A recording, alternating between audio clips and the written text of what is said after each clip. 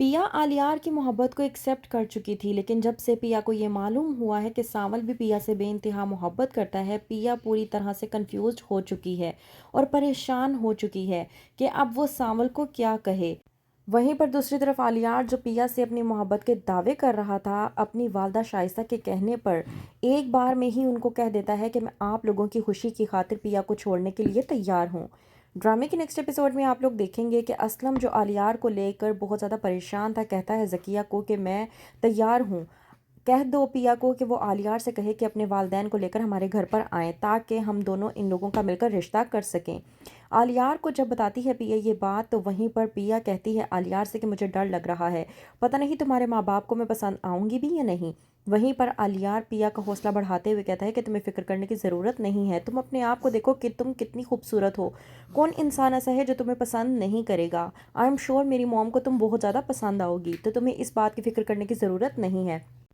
आलियार जब अपनी वालदा शाइस्ता और अपने वालिद मूसा से बात करता है कि वो किसी लड़की को पसंद करता है, लेकिन वो किसी गरीब घराने से ताल्लुक़ रखती है, उनका स्टेटस हमारे स्टेटस के मुकाबिल नहीं है। इस बात पर शाइस्ता आलियार से कहती है कि सोच समझ कर फ़ैसला करो।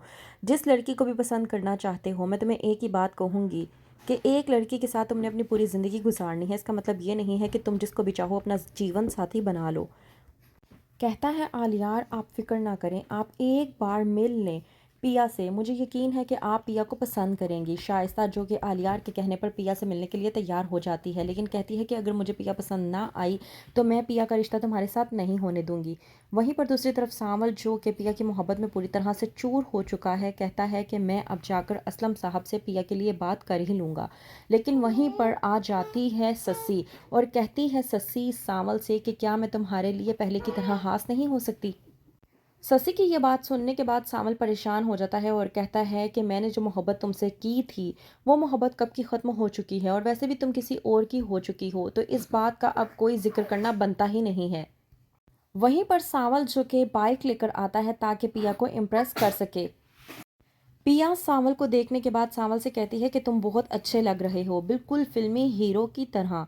सावल जब पिया की ये बात सुनता है तो उसका हौसला मज़ीद बढ़ जाता है और वो सीधा असलम साहब के घर पर पहुंच जाता है बात करने के लिए। लेकिन असलम जो कि सावल को देखकर ही भड़क जाता है और कहता है कि तुम्हारे जैसे गुंडे का हमारे घर पर क्या काम है, तुम्हारे जैसे गुंडे को तो मेरा बाएं हाथ का खेल है ठीक करने का, तो बेहतर ही है कि तुम यहाँ से चले जाओ। लेकिन सावल जो कि बेइज्जत होकर वहाँ से चला जाता है और टीपू ये बात बर्दाश्त नहीं कर पाता, वो सीधा पिया के पास पहुँच जाता है और कहता है कि पिया जी, सावल भाई ये सब कुछ सिर्फ और सिर्फ आपके लिए बर्दाश्त कर रहे हैं, इसलिए क्योंकि वो आपसे बेपनाह मोहब्बत करते हैं।